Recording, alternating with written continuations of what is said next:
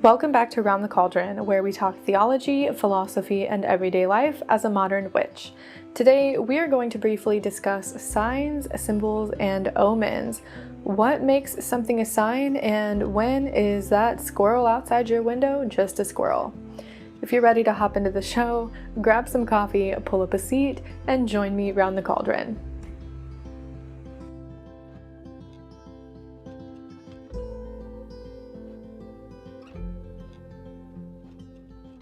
Don't forget that I'm running a giveaway during the entire month of December. I will leave a link for that in the description and in the show notes. You have a chance to win one of 6 different prizes. I am giving away a signed copy of Althea Sebastiani's book, Paganism for Beginners, a signed copy of M.A. Phillips' book, River Magic, a signed copy of Cloud's CD, Misconceptions, a custom altar cloth or throw blanket, depending on whichever one you want. And then I'm also giving away 2 year ahead tarot readings that will be handwritten and sent to you in the mail. There are many different ways for you to enter. You have an obligatory entry, and then there are other options to gain extra entries if you follow me on social media or you leave comments on the YouTube videos. So make sure that you check the link out in the description and in the show notes and get all of the extra entries that you can. The winner will be picked live on YouTube. I think I set the date as January 8th.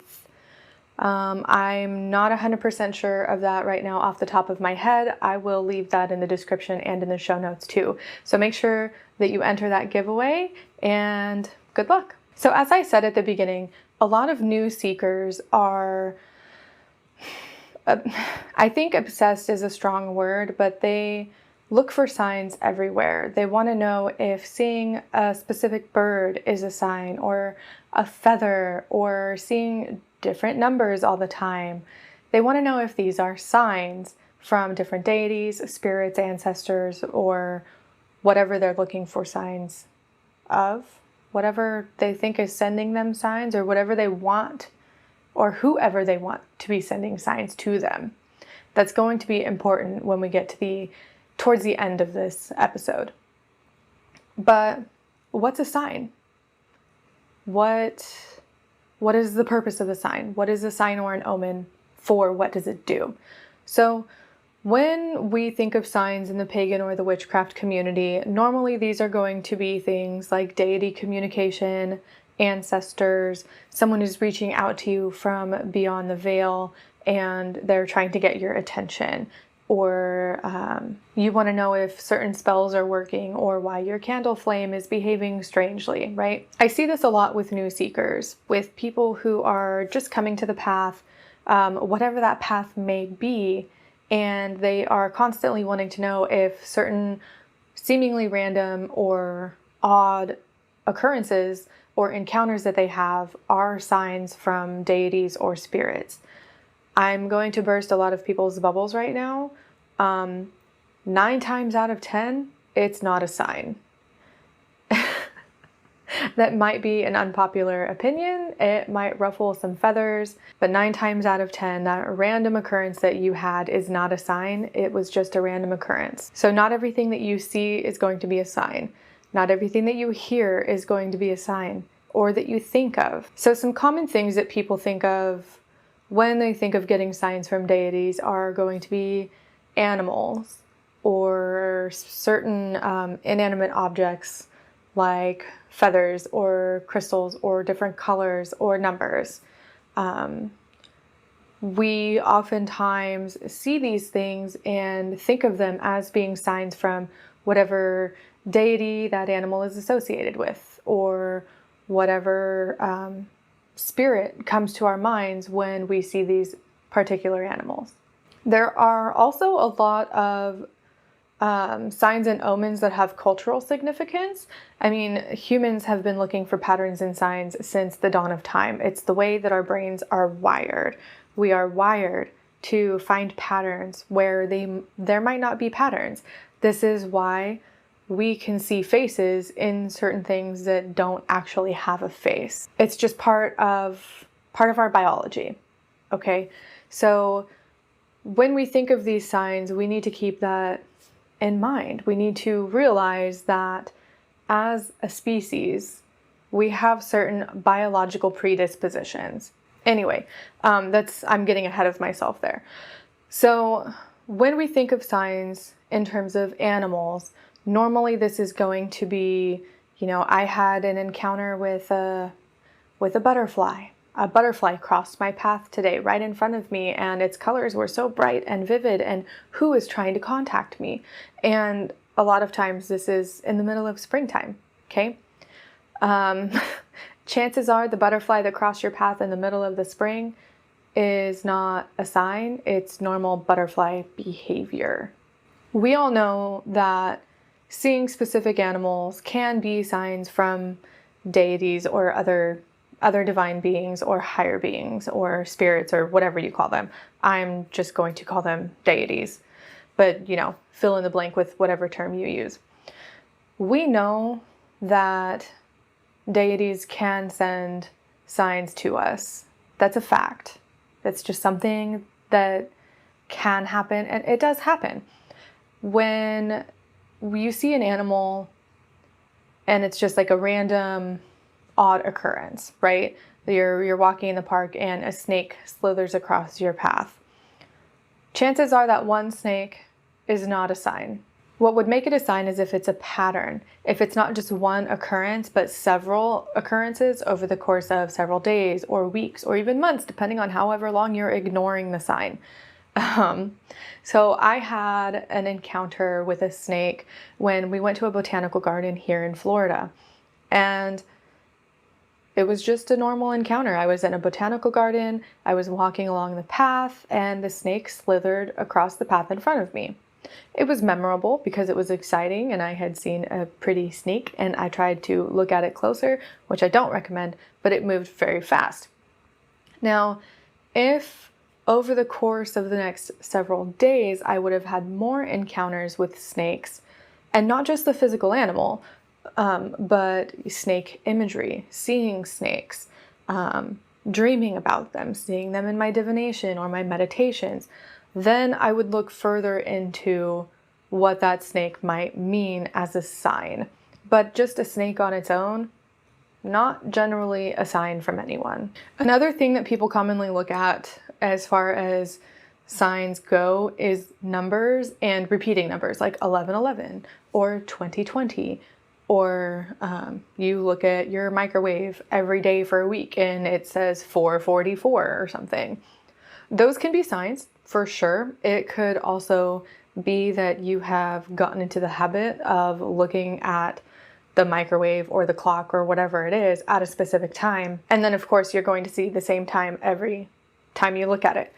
I am not knowledgeable about numerology and angel numbers or what those sorts of repeating number patterns mean, so I'm not going to speak about those, but I'll leave links in the description and in the show notes to some sources that might have information on those types of signs.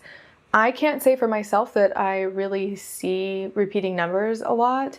I don't know, maybe it's just not something I've ever paid attention to, or it's just not a way that deity chooses to communicate with me. Another thing that new seekers, and even those of us who have been doing this for a while, look at when we think we're seeing signs is different topics, ideas, even shapes and symbols.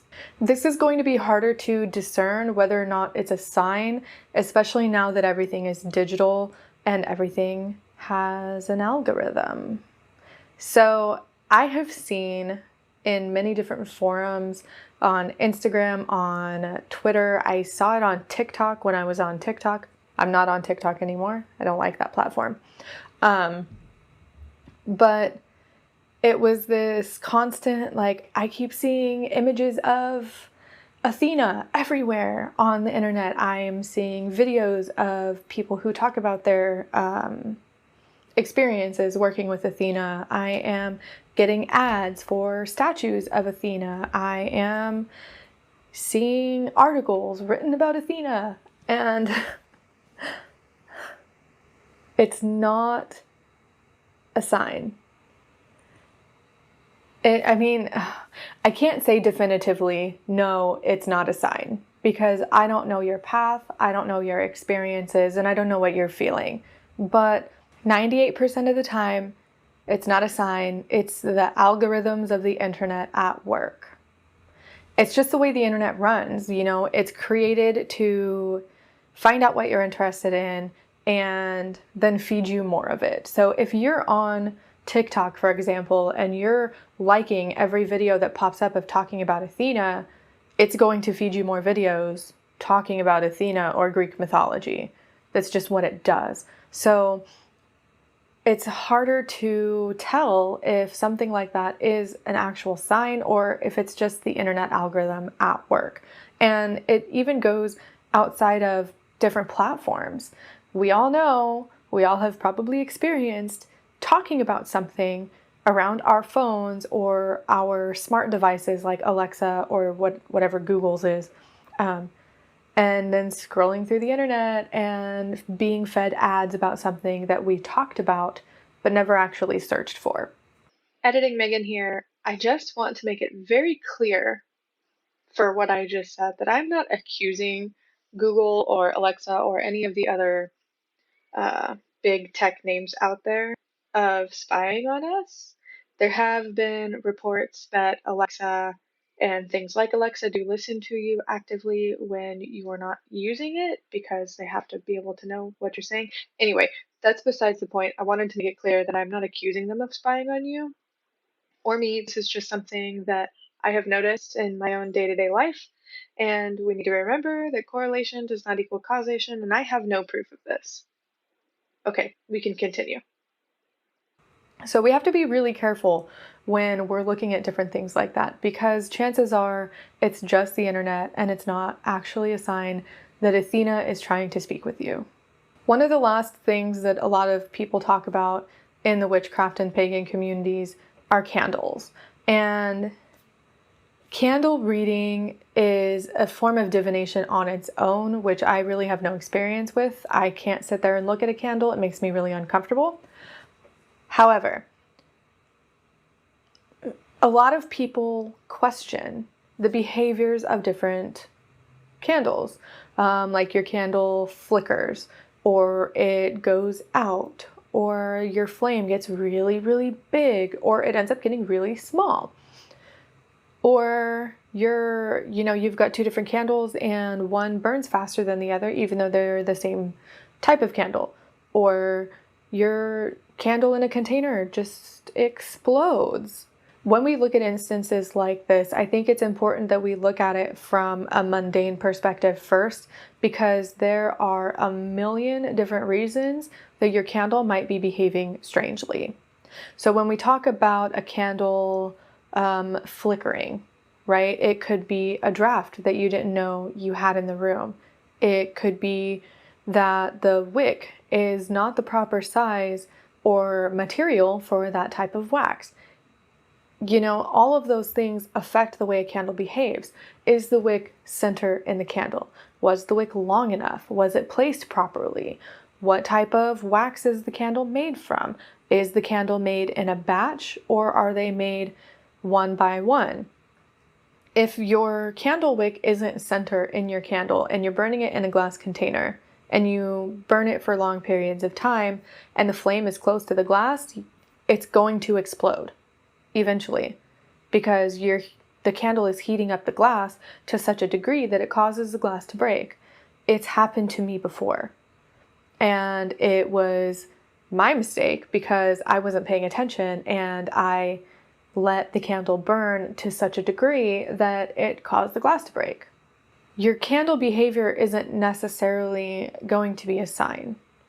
Some people think that your candle wick flickering, it's hard to describe for podcast listeners, but like sputtering, like getting big and then little and big and little really fast. A lot of people think that's a spirit who is interfering with your candle or interfering with your spell. Chances are it's not. Those sorts of occurrences aren't as common as the internet would have us believe. And that's something that I plan on doing an entire topic about, or an entire episode about, is what we see on the internet versus what actually happens in real life. I think that's an important thing to talk about. But that's not what I'm talking about today. So, when we're looking for signs, we're going to see them everywhere. We're going to see things that are happening that could potentially be signs because we are looking for them. It's like that phenomenon that happens if you've ever bought a car or you have ever owned a car or anything new, period, new to you, right? You get it, and then all of a sudden you see the same thing literally everywhere, right? It's because you have it now and you own one. You know what it looks like, you know what it feels like, so now you're looking for it elsewhere, and then you suddenly see it everywhere, right? The same thing happens when we're looking for signs and omens and symbols from our deities.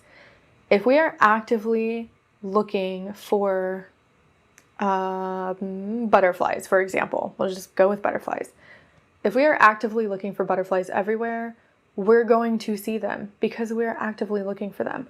But what makes a sign is that it follows a pattern. It's not just a one-off occurrence, and it isn't just seeing the physical thing, okay? If I were to see a butterfly as a sign, I would see butterflies physically, like the actual insect, but I would also dream about them. I would probably pull my cards. I'm trying to think. There's a suit in my Wild Unknown tarot deck that involves butterflies. I think it's the wands. I'm not sure. But I would probably pull wands in my divination if I'm using that deck all the time. I would dream about butterflies. I would see them everywhere, not just physically, but everywhere. I mean, I don't know how else to explain that. And when we're looking for signs, or when we think we see a sign, we need to keep the scientific basis in mind first, because animals don't exist specifically for humans. Animals don't exist for us. Animals don't exist for the purpose of a deity to send signs to us all the time. Animals exist in their own right. They are their own beings. They follow their own patterns. They have their own agendas. They live for themselves. So it is very unfair of us to push our agendas onto the animals and say that every single one that we see is a sign of something. Sometimes the squirrel outside my window is just a squirrel outside my window because my apartment complex is covered in oak trees. It's just a squirrel. Different things will affect the types of animals that you see in your area. Migration patterns. There was a couple of weeks ago, I was sitting in my living room, and on my patio there is a hibiscus bush. And inside this bush were birds, right? But there was a red cardinal in the bush, and I have never seen a red cardinal in this area before. So my first thought was, oh, what does this mean? I am seeing this bird and I have never seen one before right here. But it wasn't a sign, because that was the only time that I saw a red cardinal. I didn't see them anywhere else. And upon further research into red cardinals and the migratory patterns of birds, now that I live in Florida, things are totally different, right? Birds fly south for the winter. I'm not used to being this far south because I come from Oregon. And then before that, I was in Nevada, and then I was in California. The patterns of bird migration are different on the West Coast than they are on the East Coast. And since it was the only time that I saw that bird, plus after reading about their migration patterns and how it is more common to see them down here where I am in the fall and the winter, I didn't really take it as a sign. I mean, I took it as a beautiful experience because they're really pretty birds and they weren't that far away from me. But it wasn't a sign. We also need to keep in mind the seasons and the mating patterns of different animals when we're looking for signs. I know I'm focusing a lot on animals right now, but that is mainly what I see when news seekers or anyone else is talking about seeing signs or omens. They're talking about seeing different animals. So I think it's the most prominent one. The other one being candles, but I don't know, candles just, they're chemical. They involve chemical reactions, and many different things can affect the way a candle burns as well. I have one candle that always sparks. And when it sparks, it's because I haven't trimmed the wick, because it just burns weird. So I don't take that candle sparking as, oh my gosh, something's happening. You know, it's, oh, hey, dum-dum, you forgot to trim the wick and it's going to spark and you need to fix that, right? All of the ingredients that go into making a candle can make it behave strangely. The different type of wax. Is it a wax blend? Are there any fragrances, essential oils, synthetic, natural, whatever? Even the different ingredients as far as colors and dyes and herbs that go into making a candle can make it behave different. I see people all the time with these beautiful candles that have loose herbs sprinkled in the top of the wax. Okay, and they burn the candle, and then that top layer of wax melts, and then their candle basically, instead of just the wick being on fire, the whole top of the candle is on fire. And they're like, oh my gosh, what does this mean? Like, my candle is literally on fire, the whole thing. And the simple explanation is that those loose herbs are no longer covered in wax and they are now on fire, and that is a fire hazard. It doesn't mean that something is interfering with your candle or your spell, or that there's a spirit in the area or a deity is trying to communicate with you. It means you need to put the candle out, scrape out the herbs, and don't burn your house down. So what can you do, or how do you determine if it's a sign or not? You're going to have to ask yourself a couple of questions. Is there a scientific reason behind what's happening? Again, going back to the animals. Are the birds migrating? Is it a mating season? Is this a normal behavior? Is the animal sick? You know, where are you? Where's your geographical location? What season is it? Normally there is an explanation. Then you want to look at there's a word. No, come on, brain, you can do it. There's a word on the tip of my tongue that I can't think of right now. Something happening like over and over again. Is it like a repeated pattern? That's not the word I was going for, but that works, I guess. Is it just once, or does it happen over and over again? And is it just the physical animal that you're seeing, or are you seeing it in your dreams? And is it just the physical thing that you're seeing, or are you seeing something in your dreams? Are you having thoughts pop into your head that might not be your own? You're going to want to ask yourself, is it something that just happened once? Is it something that keeps happening? And is it something that is taking on more than one form? Is it a physical manifestation? Is it something you're dreaming about, something that you're thinking about, things that you're seeing like billboards, movies, TV shows, books? When signs occur, it normally isn't just one day, and it normally isn't just one thing. Now, this could be different. If you have been working with a specific deity for a long time, you might have such a relationship where they can send you something, send you a sign of something, and you know that that is what that means. That's different, and that comes from cultivating a relationship with very specific deities.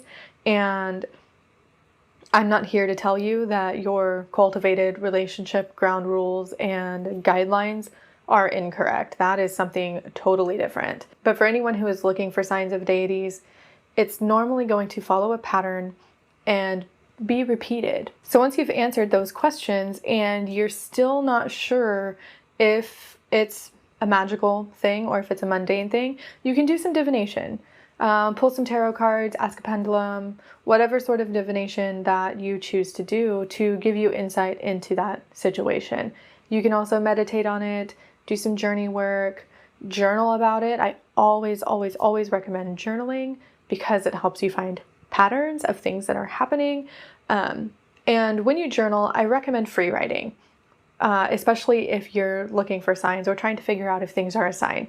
Because when you free write, your stream of consciousness just flows onto the paper, and then you go back and you read it, and it can be easier to pick up and distinguish certain patterns and symbols that maybe you didn't recognize before. I also want to make it very clear here, now that we're towards the end of this episode, that not everything is going to be a sign. I know I said this at the beginning, but in the witchcraft community, we have a tendency to blow everything out of proportion. Everything is a sign. Everything has a magical reason. Every knock that you hear in your house is a spirit trying to communicate with you. Every time your candle flickers, something is going on, right? That's not the reality for most of the community. That's not the reality in general, I want to say, because we can't discount science. We can't discount reality. And when we're looking at things like animals being signs, if we are completely disregarding the migration pattern of birds or that animal's natural behavior, we really hinder our own personal practice and our own growth. It limits us when we can't see both sides of the coin. Not everything has to have a magical reason. Not everything has to have a magical purpose. It's perfectly fine for that butterfly to just be a butterfly. It's perfectly fine for your candle flame to just flicker because that's what it does. It's perfectly fine for the feather that you come across to just be a feather that a bird lost. Not everything needs a magical reason. And this is especially true when it comes to looking for signs. Because of the way our brains are developed, we are biologically inclined to find patterns. It is a survival mechanism cultivated over thousands and thousands of years. Okay? We look for those patterns. I mean, now in modern society, there's not really a need for us to look for patterns because we have weather prediction, we have grocery stores. We don't need to look at the patterns of the animals as they move across the area and remember them because we can just go to the grocery store. We don't need to remember the patterns and the behavior of the bees and the butterflies and the pollinators in the area because we go to the grocery store. We don't need to recognize the patterns of the clouds because we have meteorologists and the Weather Channel that will tell us, hey, that strange cloud formation is probably dangerous. You should take shelter, right? So, I mean, I don't know. I don't want to burst anyone's bubble. But part of what I do here, everyday life as a modern witch, is to help people realize that you can live every day magically without everything needing a magical reason. So if you're looking for signs, you're going to find them because that's what the human brain does. If you're scrolling through social media and you're actively participating in social media by liking and commenting and following, your social media is going to feed you more of what you're liking and following and commenting. It's not a sign, it's the internet algorithm. I hope that answers some questions for you. I hope you found it helpful. I know it can be disheartening to hear that not everything is a sign and that sometimes things that happen are just things that happen. But again, I think it's really important for us as magical beings to be able to distinguish the mundane from the magical and realize that sometimes the mundane is just mundane and it doesn't have a magical reason behind it.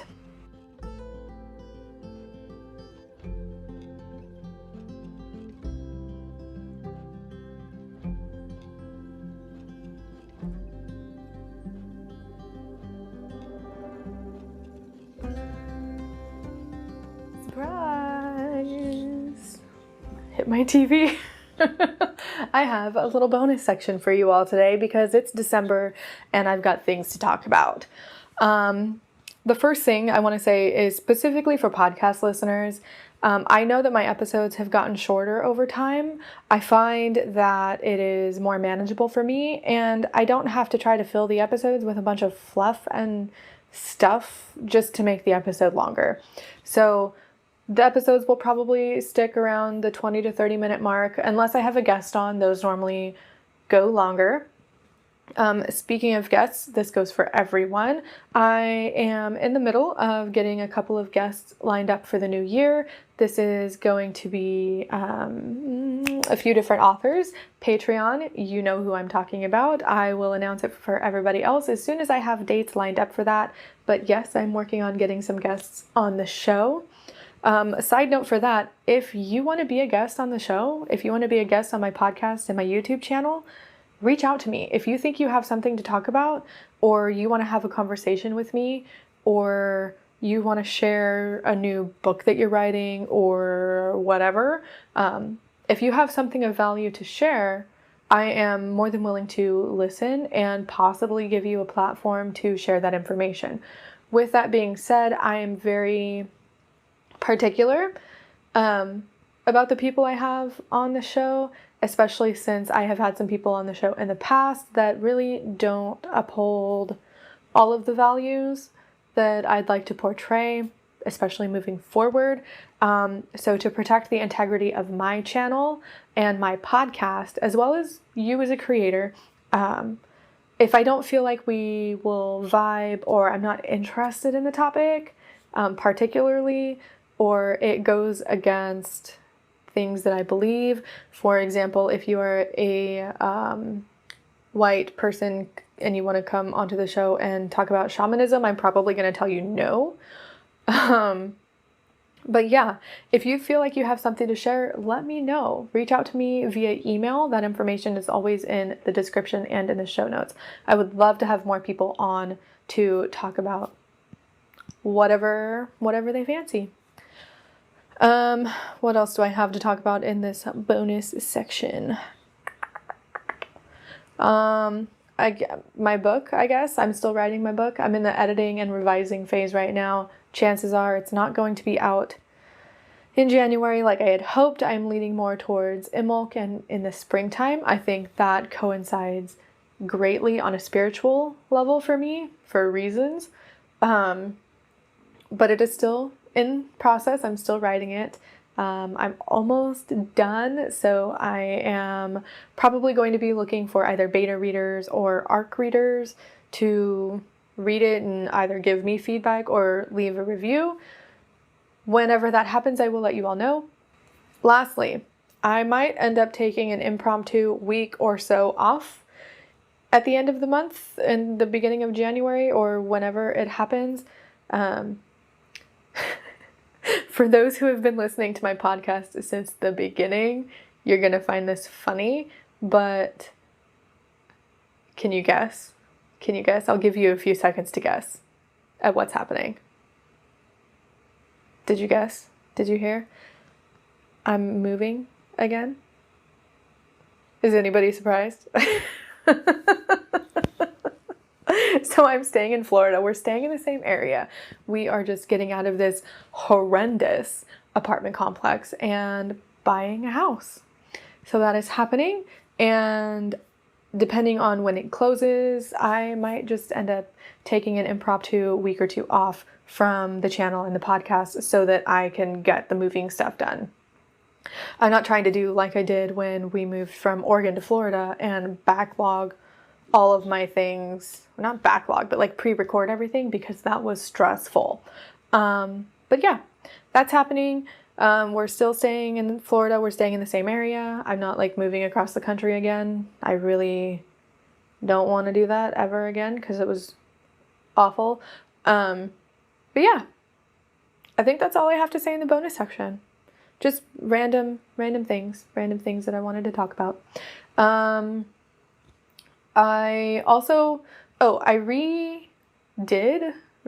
updated my tiers on Patreon. So if you've ever wanted to help support my show and my channel and the different things that I do, I would love for you to check out my Patreon. It's patreon.com/roundthecauldron. I've got a $1, $3, and $5 tier, and each tier gets special patron exclusive perks and content. So that's totally up to you. I know everybody is really struggling right now financially because of COVID and the pandemic and the awfulness that is 2020 and soon to be 2021.